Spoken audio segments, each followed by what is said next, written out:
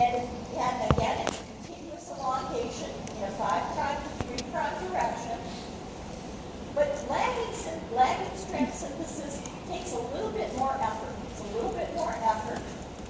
And that's what's shown here. And I've got the process numbered. Process is numbered so we can just follow along.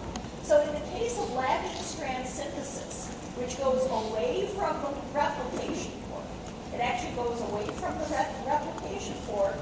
The primase has to make an RNA primer, like you have in leading strand synthesis. And then DNA polymerase 3 will come in and make this 200 base pair fragment of DNA along the template strand. That's called an Okazaki fragment. Then what is going to happen is DNA polymerase 3 will actually disassociate from the DNA itself. And it does that when what happens is it runs into another RNA primer. So what happens during lagging strand synthesis, when this replication bubble opens up, is the RNA primase will bind to the template strand and start generating a series of RNA primers all along the template strand. And then, as I indicated earlier, DNA polymerase will come in, bind to those RNA primers, and start synthesizing 200 base pair fragments called Okazaki fragments.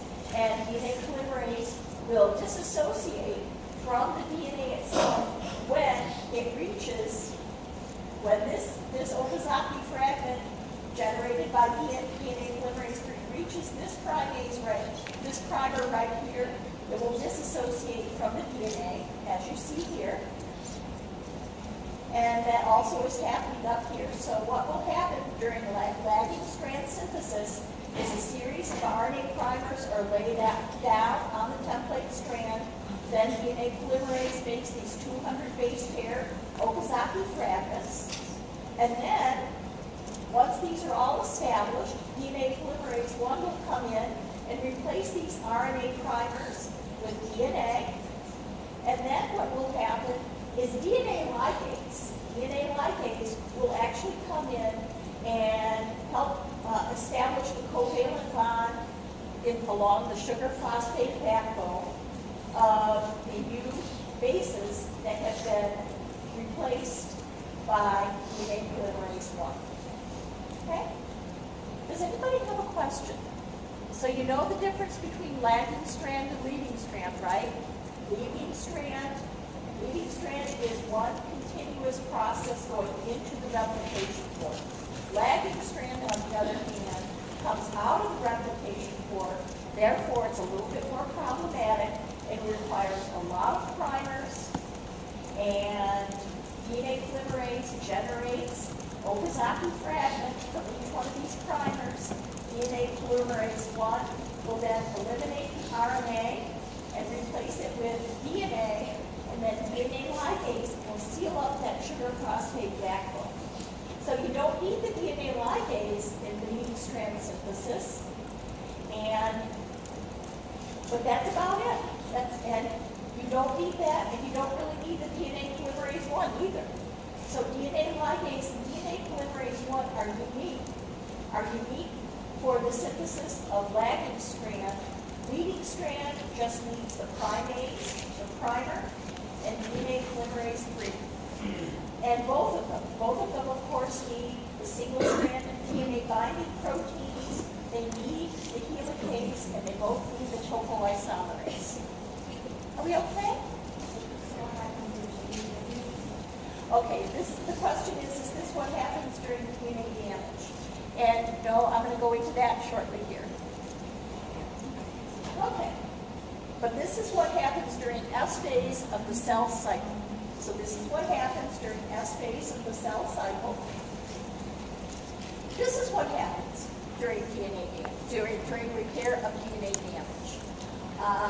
So when you lie out on Muir Beach and enjoy the sun's ultraviolet rays, what the sun's ultraviolet rays are doing, or UV rays are doing, there's a lot And that energy is actually hitting the DNA in your skin cells. Your skin cells are called keratinocytes. The skin cells that are covering you, they're called keratinocytes. And they're right up on your surface. And so therefore, it's the UV rays of the sun that can actually go through your cells, go through the nuclear matrix and hit the genomes of your keratinocytes. And when that UV energy hits the DNA of your keratinocytes, it produces covalent bonds between thymines that are present in your DNA. And that covalent bond between two adjacent thymines, that's not a normal structure. It actually will distort your DNA helix in the genome of your skin cells. It's called the thymine dimer. It will distort the DNA. And we actually, thank heavens you have this. There is a complex of proteins that form what is called the nucleotide excision repair complex. It's the nucleotide excision repair complex. And what this complex will do is there will be a nuclease that will come and actually remove this distortion in the DNA helix, will actually remove